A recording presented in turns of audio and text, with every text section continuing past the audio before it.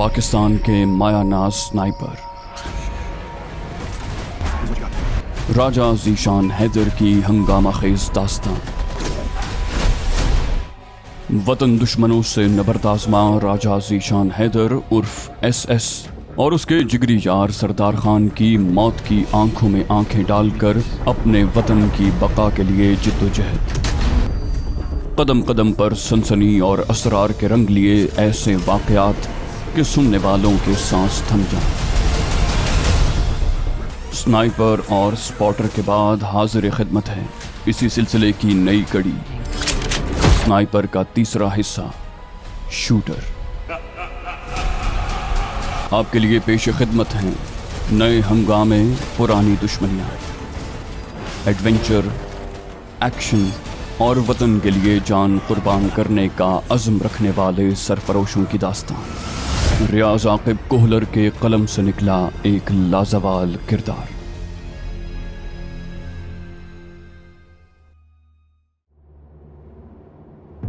दुश्मन करीब आ गया था। हमने सांस रोक लिए थे। चेहरों और हाथों को कैमोफ्लेज करने के लिए हमने काले रंग की मखसूस क्रीम इस्तेमाल की थी। इस मर्तबा उनकी तादाद ज्यादा थी। आपस में बातें करते हुए वो करीब आ रहे थे। गुफ्तगू का मौजू इसरार ही था, जिसकी बगावत उनके लिए हैरान कुन थी। पीनों की इज्जत पर हाथ डालने तक तो बात समझ में आ रही थी, लेकिन दो आदमियों का कत्ल हजम नहीं हो रहा था। बातें करते हुए वो हमारी कमीनगाह के पास पहुंच गए थे। वहां झाड़ियां बकसरत फैली थीं और जो झाड़ी हमने मुंतखब की थी उसके अतराफ में भी झाड़ियां मौजूद थीं। छुपने के लिए उमूमन ऐसी झाड़ी का इंतखाब किया जाता है जो न इतनी छुपी हुई हो और ना बहुत ज्यादा नुमाया हो कि ढूंढने वालों की नजर उस पर फौरन पड़े। उनकी ज्यादा तवज्जो दरख्तों पर थी, अलबत्ता झाड़ियों को भी सरसरी नजरों से देख रहे थे। धीमी रफ्तार से चलते हुए वो हमारे पास से गुजर गए। उन्हें जरा भी शुबा नहीं हुआ, और होता भी कैसे। बेचारों का वास्ता पेशावर स्नाइपर से जो पड़ गया था। उनके जाने के बाद भी हम वहीं पड़े रहे। सूरज आहिस्ता आहिस्ता बुलंद हो रहा था और गर्मी की शिद्दत में भी उसी रफ्तार से इजाफा हो रहा था। सरदार धीमे लहजे में बोला, फिर कॉल आ रही है। यकीनन उसका मोबाइल फोन भी वाइब्रेशन पर लगा था, तभी घंटी वगैरह नहीं बजी थी। मैंने हंसते हुए कहा, दिन निकल आया है, अब तो पलवशें नहीं हो सकती। मोबाइल फोन की स्क्रीन पर निगाह दौड़ाते हुए उसने हैरानी जाहिर की। मेजर शाहिद इकबाल है, ये कहते हुए उसने कॉल वसूल की। Yes sir. मेजर साहब की बात सुनकर वो अचंभे से बोला, आपको कैसे पता चला? एक छोटे से वक्फे के बाद उसने कहा, बेफिक्र रहें सर, हालात काबू में हैं। मजीद 2-3 बातों के बाद राब्ता मुनक़ता हो गया।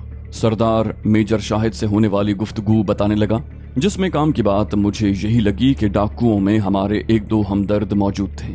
मेरे दिमाग में एक तरकीब आई। मैंने उसे दोबारा मेजर शाहिद का नंबर मिलाने को कहा। सरदार ने नंबर मिलाकर मोबाइल फोन मेरी जानिब बढ़ा दिया। खुद बात कर लो। मेजर शाहिद हैरानी से मुस्तफसिर हुए। जी? मैंने कहा, सर, डाकुओं में जो अपना बंदा मौजूद है उसका मोबाइल फोन नंबर मिल सकता है। मेजर शाहिद ने पूछा, क्या करोगे? मैंने कहा, उम्मीद है वो कॉल पर हमें आसानी से झल्लू की शनाख्त करवा देगा। वो बोले, नंबर भेज रहा हूँ, बात कर लेना। ये कहते हुए मेजर शाहिद ने ताकीद की, अलबत्ता उसे अपने इरादे से आगाह न करना, क्योंकि वो फकत भाड़े का टट्टू है। मैंने असबाती जवाब देते हुए कहा, ठीक है सर, और राब्ता मुनक़ता कर दिया। सरदार ने पूछा, क्या इरादा है? मैं उसे मंसूबा बताने लगा। दोपहर ढले तलाशी टोलियां वापस लौटी थीं। नाकामी उनके चेहरों पर सब थी। थके थके अंदाज में रोजमर्रा की गुफ्तगू करते हुए 2-3 टोलियां हमारी कमीनगाह के दाएं बाएं से गुजर गईं। बाकी जरा फासले से गुजरे थे। शाम तक हम वहीं लेटे रहे, क्योंकि गाहे गाहे कोई न कोई इस जानिब आ निकलता। हम आबादी के काफी नजदीक पहुंच गए थे। पानी की बोतलें खाली करने के बावजूद प्यास महसूस हो रही थी, मगर स्नाइपर और भूख प्यास का तो चोली दामन का साथ है। बर्दाश्त के मादे से आरी शख्स कभी अच्छा स्नाइपर नहीं बन सकता। इस दौरान मैंने 2-3 मरतबा पलवशे का नंबर मिलाने की कोशिश की, मगर नंबर बंद मिला। शायद खफा थी या फिर सिग्नल का कोई मसला था। अलबत्ता अपने जासूस से मेरा राब्ता हो गया। मैंने उसे ये नहीं बताया कि हम जजीरे पर ही मौजूद हैं। मलगजा अंधेरा होते ही हम कमीनगाह से निकल आए थे। सबसे पहले दरिया किनारे जाकर पानी पिया और फिर आबादी से मुनासिब फासला रखकर मचान के लिए दरख्त ढूंढने लगे। शुमाली जानिब एक बड़ा और घना दरख्त इस मकसद के लिए बेहतरीन लगा। ज्यादा लकड़ियां इस्तेमाल करने की बजाय मैंने राइफल की दोपाई और अपने बैठने के लिए जगह बनाने पर इक्तिफा किया। उस जगह से आबादी के ज्यादातर हिस्से का दिखाव मुमकिन था। اب جھلو کی پہچان کا مرحلہ باقی تھا۔ وہ رات ہم نے اسی درخت پر گزاری۔ البتہ طلوع آفتاب کے ساتھ سردار خان نیچے اتر گیا تھا۔ اس کا کام ہلکا پھلکا ہنگامہ کر کے ڈاکوؤں کو متوجہ کرنا تھا تاکہ وہ ٹھکانے سے باہر نکلنے پر مجبور ہوتے۔ اس کے بعد ہی میں اپنا کام کر سکتا تھا۔ آدھے گھنٹے کے بعد ہی پستول کے 2-3 فائر ہوئے اور پھر سردار کی کال آنے لگی۔ راجے 2 سورما شکار کو نکلے ہوئے تھے، اپنی 12 بور بندوق بھی پھینک گئے ہیں، ویسے کافی بہادر تھے۔ میں نے کہا ٹھیک ہے، تم خود کو چھپاؤ۔ اسے ہدایت دے کر میں نے رابطہ منقطع کیا اور تھنڈر بولٹ کی ٹیلیسکوپ سائٹ کے آبجیکٹ لینز اور آئی گلاس سے کور ہٹا کر جائزہ لینے لگا۔ جلد ہی 2 بھاگتے ہوئے افراد نظر آ گئے۔ گھنی جھاڑیوں اور درختوں کی وجہ سے وہ کبھی اوجھل ہو جاتے اور کبھی نظر آتے۔ جو ہی وہ درختوں سے نکل کر آبادی میں داخل ہوئے، چیخ چیخ کر لوگوں کو کچھ بتانے لگے۔ انہیں کافی لوگوں نے گھیر لیا تھا۔ اسی اثنا میں نے وہاں چھپے جاسوس کو بھی کال ملا دی۔ کال وصول ہوتے ہی اس کی قدرے محتاط اور سہمی ہوئی آواز برآمد ہوئی۔ جی سر، میں نے کہا جزیرے کی طرف سے فائرنگ کی آواز آ رہی ہے۔ وہ بولا کسی نے شوکت اور نذیرے کو قتل کرنے کی کوشش کی ہے مگر وہ جان بچا کر واپس پہنچ گئے ہیں۔ یہ کہہ کر وہ قدرے چونکتے ہوئے بولا مگر تمہیں اتنی جلدی کیسے پتہ چل گیا؟ میں نے جواب دیا کہا تو ہے فائرنگ کی آواز سنائی دے رہی ہے۔ وہ حیرانی سے بولا فائرنگ کی آواز بمشکل ہم تک پہنچی ہے، تمہیں دریا کے پار کیسے سنائی دے گئی؟ میں نے ہنستے ہوئے کہا وہاں تمہارے علاوہ بھی ہمارے کان موجود ہیں۔ جاسوس بولا اچھا، فی الحال ہمیں دشمن کی تلاش میں جانا پڑے گا، بعد میں بات کرتا ہوں۔ میں نے کہا ٹھہرو، پہلے یہ بتاؤ کہ گروہ کا سردار منا کہاں ہے؟ وہ ششتر رہ گیا، کیا مطلب؟ سردار منا یہیں پر ہے اور کہاں ہو سکتا ہے؟ میں نے کہا میں بھی تمہارے قریب ہی موجود ہوں، البتہ اسے جانتا نہیں ہوں اور تمہارے علاوہ کسی سے نہیں پوچھ سکتا ورنہ لوگ شک کریں گے۔ وہ الجھن آمیز لہجے میں بولا میں کیسے شناخت کروا سکتا ہوں؟ میں نے کہا لوگوں کی بھیڑ میں تمہیں سردار منا نظر آ رہا ہے؟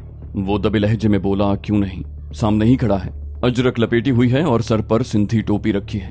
وہ چھوٹے قد کا قدرے فربہی مائل شخص تھا اور اس وقت اسے نشانہ بنانا بالکل آسان تھا، لیکن اس کے قتل سے منع کیا گیا تھا۔ اس پر شست ساد کر میں نے سوال داغا وہ جھلو کے قریب کھڑا ہے؟ وہ گڑبڑاتے ہوئے بولا نہیں، جھلو تو ان آدمیوں سے تفصیل معلوم کر رہا ہے جن پر فائرنگ کی گئی ہے۔ میں نے دھڑکتے دل کے ساتھ تصدیق چاہی، کہا اچھا، سبز شلوار والا جھلو ہے جس نے قمیض کی بجائے بغیر بازو کی سفید بنیان پہنی ہوئی ہے۔ یہ کہتے ہوئے میں نے تھنڈر بولٹ کی نال ذرا سا موڑتے ہوئے میوپٹا ٹیلیسکوپ سائٹ کا کراس اس کے سر پر منتقل کر دیا۔ تھنڈر بولٹ اس لحاظ سے بہترین سنائپر رائفل ہے کہ اس کی ٹیلیسکوپ سائٹ کسی بھی ہیوی سنائپر رائفل کی ٹیلیسکوپ سائٹ سے کم نہیں۔ رینج ماسٹر 12.7 mm کی کارگر رینج 2000 میٹر ہے اور اس کے ساتھ استعمال ہونے والی ٹیلیسکوپ سائٹ لیوپولڈ عام آنکھ کی نسبت 8 سے 25 گنا زیادہ دکھاؤ مہیا کرتی ہے، جبکہ تھنڈر بولٹ جو کہ 7.62 mm ہے اور اس کی رینج 1000 میٹر ہے، لیکن اس کے ساتھ استعمال ہونے والی میوپٹا 6 سے 24 گنا تک دکھاؤ مہیا کرتی ہے۔ اس کے برعکس 7.62 mm سٹائر سنائپر رائفل کا موازنہ کرو تو اس کی ٹیلیسکوپ سائٹ صرف 6 گنا زیادہ دکھاؤ مہیا کرتی ہے، یعنی 6x زوم۔ وہ بیزاری سے بولا ہاں وہی جھلو ہے، مگر کیا الٹے سوال پوچھ رہے ہو تم؟ میں نے کہا تم الٹے سوالوں کے سیدھے جواب دے کر ہی نمک حلالی کا ثبوت دے سکتے ہو۔ یہ کہتے ہوئے میں نے رابطہ منقطع کیا اور ٹیلیسکوپ سائٹ پر مطلوبہ ایلیویشن کے کلکس لگانے لگا۔ وہ 800 میٹر دور تھا اور اتنے فاصلے پر تھنڈر بولٹ سر میں روشن دان بنانے کی عمدہ صلاحیت رکھتی ہے۔ جھلو اپنے آدمیوں سے تفصیل معلوم کرنے کے بعد پرجوش انداز میں مجمع کو ہدایات دے رہا تھا۔ اس سے عمدہ موقع شاید ہی ملتا۔ سردار کا نمبر ملا کر میں نے اسے تیار رہنے کو کہا۔ بٹ کو کندھے سے آگے دبا کر میں نے تھنڈر بولٹ کو 2 پائی اور کندھے کے شکنجے میں جکڑا۔ ٹارگٹ کراس اس کے کان سے ملایا کہ وہ رخ موڑ کر کھڑا تھا اور اس کا بایاں کان میرے سامنے تھا۔ سانس روک کر شست کی درستی کو یقینی بنایا اور سردار کو فائر کرنے کا کہتے ہوئے لبلبی کو اطمینان سے پیچھے کھینچ لیا۔ عمدہ سلینسر کی وجہ سے ہلکے سے ٹھک کی آواز ابھری۔ اسی دوران کلاشنکوف کی تڑتڑاہٹ ابھری۔ سردار نے ایک لمبا برسٹ ہوائی فائر کیا۔ تھنڈر بولٹ کی گولی نے جھلو کے بائیں کان کے سوراخ کو دائیں کان کے سوراخ سے ملا دیا۔ گولیوں کی آواز پر تمام چونکے تھے، مگر جھلو کے گرتے ہی ان میں افراتفری پھیل گئی۔ کچھ عمارتوں کے اندر کی طرف بھاگے، کچھ جھلو کو سنبھالنے لگے۔ چند ایک نے رائفلوں کا رخ جنگل کی طرف کر کے فائرنگ شروع کر دی۔ میں نے کہا خان صاحب، ہدف تباہ، अब तुम ट्यूबों के पास जाकर हवा भरो, मैं इनके पाँव में बेड़ी डालता हूँ। सरदार खुशी से चहकते हुए बोला, ठीक है बॉस, और उसने राब्ता मुनक़ता कर दिया। साथ ही 2-3 ब्रस्ट फायर भी कर दिए। मैंने जल्लू की लाश उठाने वालों पर शिस्त साधी और एक आदमी की टांग में गोली दाग दी। नीचे गिरकर वो गालिबन जोर से चीखा था कि तमाम उसकी तरफ मुतवज्जे हो गए थे, और जब तक वो लाश को छोड़कर जख्मी को संभालते, मैं मजीद 2 गोलियां फायर कर चुका था। जख्मियों और लाश को छोड़कर बाकी भागकर आड़ पकड़ने लगे। चंद आदमियों ने जंगल की तरफ बढ़ने की कोशिश की। यकीनन उनका इरादा हमारी सरकूबी का था। मैंने तेज रफ्तारी से फायर करते हुए 3 अफराद को निशाना बनाया। उसके साथ ही थंडरबोल्ट की मैगजीन खाली हो गई। वैसे थंडरबोल्ट की मैगजीन में 11 गोलियों की गुंजाइश होती है, लेकिन हम 7 या 8 गोलियां ही भरते हैं ताकि मैगजीन के स्प्रिंग पर ज्यादा दबाव न पड़े। पै दर पै जख्मी होने वालों ने तमाम को खौफजदा कर दिया था। एकदम शदीद फायरिंग शुरू हो गई थी, मगर ये सारी बहादुरी आड़ के पीछे दुबक कर दिखाई जा रही थी। मुझे यकीन था कि अब वो आड़ छोड़ने की हिमाकत इतनी जल्दी नहीं करते। सूरत से राइफल को समेटते हुए मैं मचान से नीचे उतरा और रांडेवू या मिलनगाह, वो जगह जहां कार्रवाई में शामिल तमाम टोलियों ने इकट्ठा होकर अगले मरहले की तरफ बढ़ना हो, फौजी इस्तिलाह में उसे रांडेवू या मिलनगाह कहते हैं। मैं मिलनगाह की तरफ भाग पड़ा। वहां पहुंचने पर सरदार ट्यूब में हवा भरते हुए नजर आया। एक ट्यूब में हवा मुकम्मल हो चुकी थी। मैंने इत्मीनान भरे अंदाज में कहा, खान साहब मैं जा रहा हूं, और मैंने भरी हुई ट्यूब को पानी में धकेल दिया और राइफल के थैले समेत ऊपर बैठ गया। कपड़े और बूट वगैरह उतारने की जहमत मैंने नहीं की। मैं किनारे से चंद फुट आगे आया हूँगा कि सरदार ने भी ट्यूब को पानी में धकेल दिया। हमारा जल्द अज जल्द जजीरे से दूर निकलना जरूरी था। मिशन की तकमील के बाद हदफ के इलाके से खिसकना स्नाइपर की पहली तरजीह होती है। हम चूंकि बहाव के रुख जा रहे थे, इसलिए रफ्तार काफी तेज थी। जजीरे से मुनासिब फासला पैदा करने के बाद हमने ट्यूबों को किनारे की तरफ धकेलना शुरू कर दिया। इसी दौरान चंद फायर हुए, मगर हम असॉल्ट राइफलों की रेंज से बाहर आ गए थे और गुंडों के पास 2 स्नाइपर राइफलें मौजूद होने से रहीं। सरदार ने मुझसे मालूम होते ही तकमील मिशन और अपनी वापसी की रिपोर्ट मेजर शाहिद इकबाल तक पहुंचा दी। इसलिए जब हम किनारे तक पहुंचे तो हमें वसूल करने को वो चंद फौजियों के हमरा खुद मौजूद थे। थोड़ी देर के बाद हम उनके दफ्तर में बैठे ठंडे मशरूब से मुस्तफीद हो रहे थे और तफसीली रिपोर्ट पेश कर रहे थे। मेरी बात मुकम्मल होते ही उन्होंने तहसीन आमेज लहजे में कहा, शाबाश, बहुत अच्छे। मैंने पूछा, अब हमारे लिए क्या हुक्म है? वो बोले, हुक्म तो नहीं, एक बुरी खबर जरूर है। उम्मीद है तुम तहम्मुल का मुजाहिरा करोगे। मैंने घबरा कर कहा, क्या हुआ? दिल बुरी तरह धड़कने लगा। वो बोले, कल रात तुम्हारे घर पर चंद लोग हमलावर हुए थे।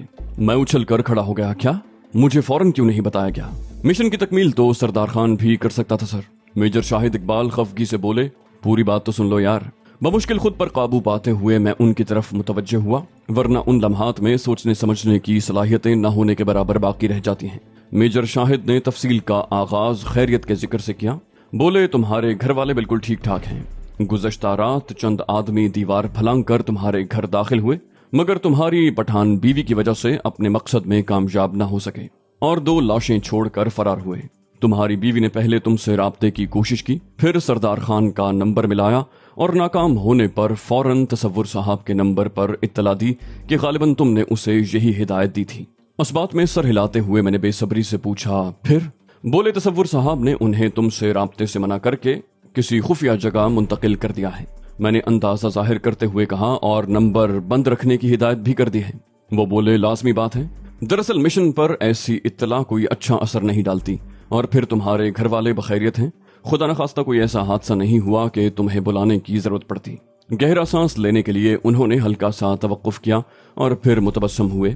बोले, सच तो यह है कि किसी हादसे की सूरत में भी यही कुछ किया जाता कि पहली तरजीह वतन की हिफाजत है, उसके बाद किसी और का नंबर आता है। मैंने कहा, जानता हूं सर। मेरे होंठों पर फीकी मुस्कुराहट उभरी। फिर कहा, अब मेरे लिए क्या हुक्म है? वो शायराना अंदाज में बोले, अब तुम्हारा दिल यहाँ कैसे लगेगा? मैंने इत्मीनान भरा सांस लिया। कहा, गोया मैं जा सकता हूँ? उन्होंने इस बात में सर हिलाया। बोले, जी अलबत्ता तुम्हारा साथी चंद दिन यही रहेगा कि स्नाइपर की जरूरत पड़ सकती है। हम पेशेवराना सैल्यूट करके बाहर निकल आए। मैंने फौरन तसव्वुर साहब का नंबर मिलाकर मोबाइल फोन कान से लगा लिया। उनकी मुशफिकाना आवाज ने मेरे दिल को सुकून दिया। कैसे हो बरखुरदार? मैंने कहा, सर मिशन मुकम्मल हो गया है, आप सुनाए मेरे घर वाले कैसे हैं? उन्होंने कहा बुलंद किया। बोले, शेरनी की मौजूदगी में तुम्हारे कुंबे को क्या खतरा लाहक हो सकता है? यकीनन शेरनी से मुराद पलवशा थी और इसमें कोई शक भी नहीं था। मैंने कहा, हुआ क्या था सर? मेरी तशवीश खत्म होने में नहीं आ रही थी। बिलाशुबा घर वालों को खतरे में देखकर इंसान एकदम कमजोर पड़ जाता है। अगर मुझे पता होता तो शायद मिशन को इस खुश उसलूबी से पाया तकमील तक न पहुंचा सकता। वो बोले, ये सब कुछ पलवशा बेटी से पूछ लेना और वापसी का इरादा है तो सीधा यूनिट में आना, क्योंकि तुम्हारे घर वाले यहीं एक क्वार्टर में मुंतकिल हो गए हैं। उन्होंने मजीद तफसील बताने से गुरेज किया। मैंने कहा, ठीक है सर, और राब्ता मुनक़ता कर दिया। सरदार कॉल खत्म होने का मुंतजिर था। बोला, हाँ भाई, क्या रहा? मैंने कहा, तफसील तो मालूम नहीं हो सकी, अलबत्ता तमाम खैरियत से हैं। सरदार ने कहा, तुम जाने की तैयारी पकड़ो, यहाँ मैं संभाल लूंगा। मैंने मुख्तसर सामान समेटा। इस दौरान सरदार खान सरकारी गाड़ी ले आया था। वो मुझे करीबी शहर राजनपुर तक पहुंचाकर वापस लौट गए। वहां से आसानी से रावलपिंडी की गाड़ी मिल गई। सुबह सवेरे मैं पीर बधाई बस अड्डे पर उतरा। एक मस्जिद में सुबह की नमाज पढ़कर यूनिट रवाना हो गया। तुलुए आफ्ताब के साथ यूनिट पहुंच गया। इलियास मुझे दाखिली दरवाजे पर मिला। वो चंद नए स्नाइपरों के साथ फायरिंग रेंज पर जा रहा था। खुश दिली से मुआनिका करके उसने चंद रस्मी जुमले कहे और फैमिली क्वार्टर का रास्ता मुझे समझा दिया। मेरे घर वालों की हिफाजत के पेश नजर उन्हें यूनिट की 4 दीवारी ही में क्वार्टर दिया गया था। चंद मिनट के बाद मैं इत्तलाई घंटी बजा रहा था। दरवाजा अब्बू जान ने खोला। मुझे देखते ही उनके चेहरों पर मुशफिकाना तबस्सुम उभरा और उन्होंने मुझे बाहों में समेट लिया। जमाने की सख्तियों से निपटते वो बाजू कमजोर जरूर हो गए थे, मगर मेरे लिए आज भी ऐसी पनाह की हैसियत रखते थे जिनके घेरे में दुनियावी मुश्किलात, तकलीफात और मसाइल मकड़ी का जाला लगने लगते। हौसले से भरपूर मुस्कुराहट उनके पुरअज़्म चेहरे पर नमूदार हुई। बोले, परेशान दिख रहा है यार। मैं जबरदस्ती का तबस्सुम होंठों पर लाते हुए एतमाद से बोला, लग रहा हूँ नहीं। मेरे कंधे के गिर्द बाजू लपेटते हुए उन्होंने शोखी भरा कहकहा बुलंद किया। बोले, मेरे ख्याल में अब तुम्हें झूठ बोलना छोड़ देना चाहिए। मैंने कहा, मुझे अपनी बहू पलवशा जैसा समझते हैं। इसी असना में पलवशा, रोमाना, फुफो जान और अम्मी जान भी मुख्तसर से सहन में निकल आई थी। पलवशा के माथे पर सफेद पट्टी बंधी देखकर मेरे दिल की धड़कन रुकने ही वाली थी। अलबत्ता उसके तबस्सुम ने मुझे काफी हौसला बख्शा। उसने आंखें निकाली। बोली, झूठे हैं आप खुद, और कॉल क्यों नहीं उठा रहे थे? मैंने मुंह बनाया, इतनी अकल तो तुम में होनी चाहिए। वो मुंह चढ़ाकर बोली, आप बड़े अक्लमंद है ना। फुफो जान ने हमें डांटा, ये क्या दरवाजे पर ही शुरू हो गए हो? पलवशा ने मुंह बसोरा। बोली, फुफो जान, मेरी सेहत का पूछने की बजाय इन्हें मजाक सूझ रहा है। रोमाना ने मौजू तब्दील किया, नाश्ता करना है। मैंने पेट पर हाथ फेरा, कहा, कल रात से कुछ नहीं खाया। वो हंसते हुए बावर्ची खाने की तरफ बढ़ गई। थोड़ी देर के बाद मैं नाश्ता कर चुका था। इस दौरान पलवशा ने तफसील से सब कुछ बता दिया था, जिसका लुब्बे-लुबाब ये था कि 3 आदमी रात गए दीवार फलांग कर घर में दाखिल हुए। उनकी एहतियात के बावजूद अब्बू जान की आंख खुल गई थी। उन्होंने जोरदार आवाज में आने वालों को ललकारा, जिससे घर की खवातीन भी जाग गईं। घर की खवातीन और एक बूढ़े की इतनी हिम्मत न थी कि वो डर जाते, मगर वो पलवशा से नावाकिफ थे। बगैर किसी ताखीर के पलवशा ने चारपाई छोड़ी और सबसे आगे आने वाले पर जा पड़ी। हमलावर को अंदाजा ही नहीं था कि उसकी तरफ जारहाना अंदाज में बढ़ने वाली दोशीजा क्या बला थी, और जब तक उसकी समझ में आता पलवशा के पांव की भरपूर ठोकर उसके चेहरे का मिजाज पूछ चुकी थी। उसके अकब में आने वाले ने पिस्तौल वाला हाथ सीधा करने की कोशिश की, मगर पलवशा पहले वाले को ठोकर मारते हुए उसी रिदम में अगले वाले की तरफ बढ़ी और उसके पिस्तौल वाले हाथ पर जची तुली जरब लगाते हुए उसके पांव की एड़ी तीसरे वाले की छाती में लगी। पिस्तौल वाले ने झुककर पिस्तौल उठाने की कोशिश की, मगर पलवशा इतनी देर में मुड़ चुकी थी। उसके पहलू पर लात रसीद करके उसे पिस्तौल से दूर किया और फिर जमीन पर लोट लगाते हुए पिस्तौल पर कब्जा जमा लिया। उसी वक्त पहले वाले ने उसकी पीठ पर ठोकर मारी और वो औंधे मुंह गिरी। उसका माथा अपने ही हाथ में पकड़े पिस्तौल पर लगा, लेकिन गिरने के साथ ही उसने करवट लेकर अगली ठोकर से जान बचाई और फिर मुसलसल लबलबी दबाकर 2 बंदों को वहीं ढेर कर दिया। अलबत्ता तीसरा वाला खतरा भांपते ही भाग निकलने में कामयाब हो गया था। पलवशा को माथे पर चोट आई थी और उनके 2 बंदे हलाक हुए थे।